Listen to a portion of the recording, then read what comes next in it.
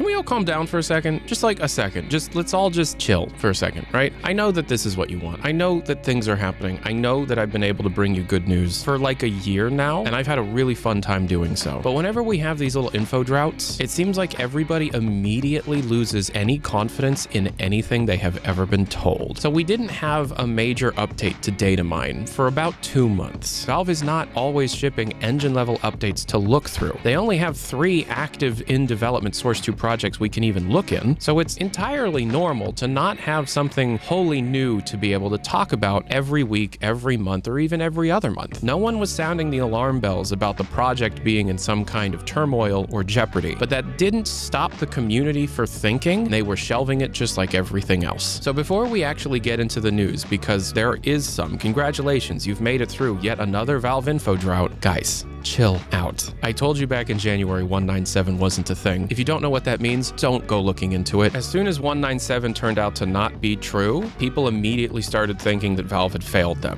Valve is in a much better place than they have been in a very long time. I started this YouTube channel. I started my obsessive public work on Valve software in 2011 following the release of Portal 2 and at the very beginning of the dark times. Valve software is in the best place they have been since Portal 2. And right now, there's a very good reason why major content backend updates aren't as frequent as they used to be. I'm not going to say what it is, but I'm sure people in the comments can figure it out. And unless myself or Gabe Follower or a legitimately respected games journalist like Jason Schreier comes out and says, uh-oh, they shelved it, it's still in development, it's still going, okay? Also, I don't know a release timeline. No one knows a release timeline. 50% of the questions I get are some form of, when is it getting announced? From this point forward, I'm no longer answering that question. I don't know. Now let's actually get into some incredibly exciting and very, very, very, very, very good news for the HLX project. Here we go.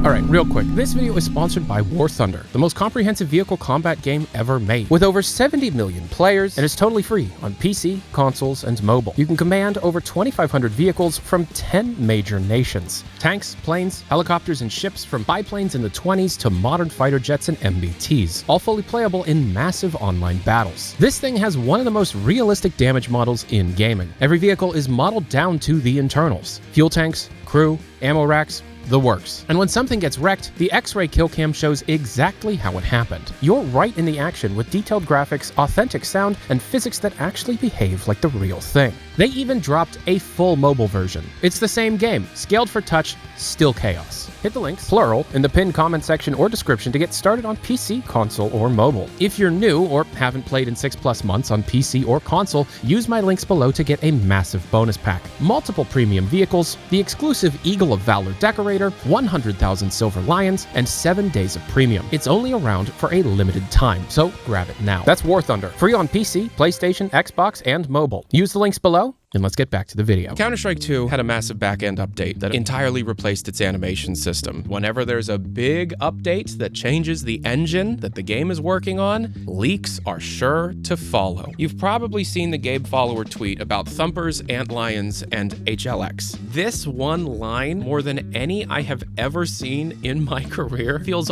almost purposely put in to talk to us directly. It is genuinely the exact same line that explains what Thumpers did in the toolset for Half-Life 2, but just mentioning HLX directly. We also have HLX configurable lightweight body collection and HLX configurable lightweight body entity. What is a configurable lightweight body?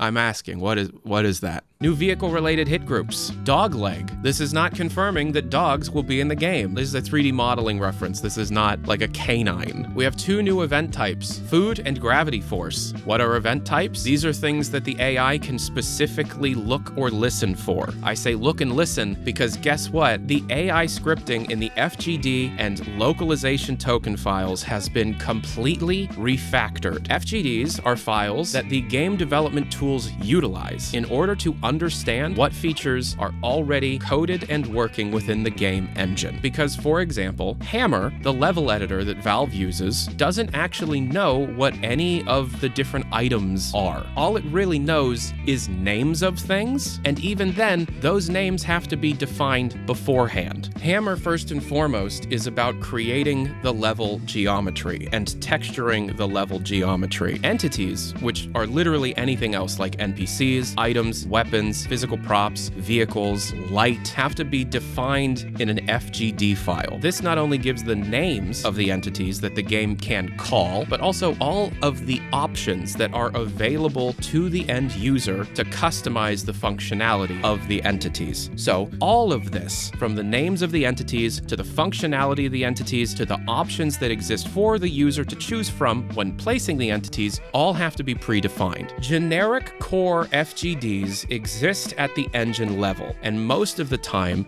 large generic functionality added for one game can and will be used in other games. So, for example, if you have improved your NPC's ability to react to stimuli, it would be best to define that, so that if you're scripting out a situation for NPCs to react to specific things, you would want to make sure that all of the different options that exist in terms of reactable stimuli for those NPCs should be defined and defined well. Up until this very moment, going all the way back to Half-Life 2, those reaction events have all been called sounds. What are the sounds that the AI is responding to? Did a physics prop hit the ground? Did a window break? In the latest Counter-Strike 2 update, this has been rewritten to just be AI events. NPCs, or, things driven by Source Engine's own artificial intelligence, can now react to visual stimuli. This is something we've known about within HLX for years. These functions, these ideas, have been slowly developed over the course of about 5 years, and we have found evidence of all of these different new features all over the game within the actual code. You see, when we data mine and we find strings, the majority of the information we're pulling from is in the game's code, the actual files that are running the game itself. What we're looking at here is a definition file, effectively stating all of these features are done and polished enough that we can now create these files so that an end user can fully utilize them in scripting, in map making, etc. within the toolset itself. Usually, in game development, polishing one's own toolset so that most of the functionality can be easily called and utilized in a way that is explained in plain English is one of the final steps taken, especially when most of the game content is already done and you've gotten to the stage where you are now polishing up your tool set to be used by the public. Because not only did Hammer get updated to better take advantage of a lot of different functionality that we have known about, specifically to be created for HLX, things like vehicles, wind, increased reactability within the artificial intelligence of NPCs, and the deformation of models and the many different properties that you can give to a model, like its flammability, its flexibility, its buoyancy, etc. But now we have full English, plain text explanations written specifically for tooltips to be displayed to end users to learn what these things do. Effectively, tutorial-like documentation for using the tools to best take advantage of all the new features that exist within the project codenamed HLX. Because a developer wouldn't want to write a bunch of public-facing documentation on a feature that is still being developed. What if it gets removed? What if it's entirely rebuilt from the ground up? All of that work would have been for nothing. Vehicle simulation, things like the vehicle's suspension, the vehicle's friction coefficient against different surface types, are now being refactored to reference any kind of objects that are put together that act like a vehicle, not just a vehicle itself. I don't know what this could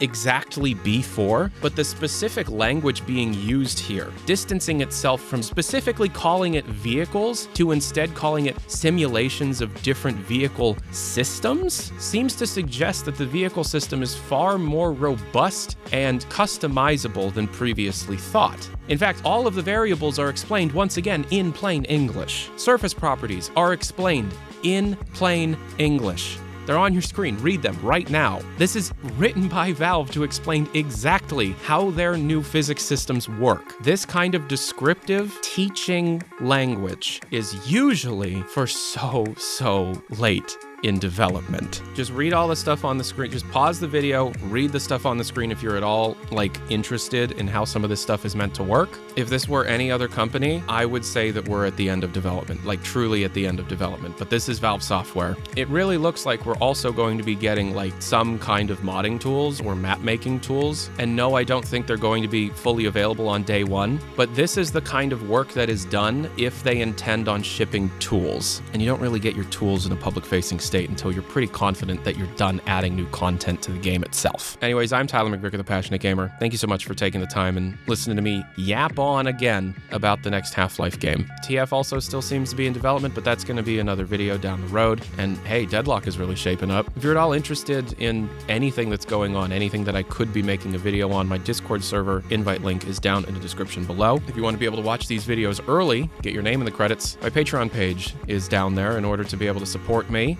If you want to be able to help me out, make sure that I'm more comfortable and I can eat, then check out my Patreon page. I post my videos early before going public with them, and people seem to enjoy that. And just again, thank you so much for sitting through this video. Thank you so much for listening to me and watching the video, and I hope you're having a great day. I hope things are going okay for you, and I'll see you next time. Once again, check out War Thunder on PC, PlayStation, Xbox, or mobile using the links below. New and 6-month inactive players also get huge bonus packs across PC and consoles. I'm Tyler McVicker, the Passionate Gamer. Peace and hair grease. Adios.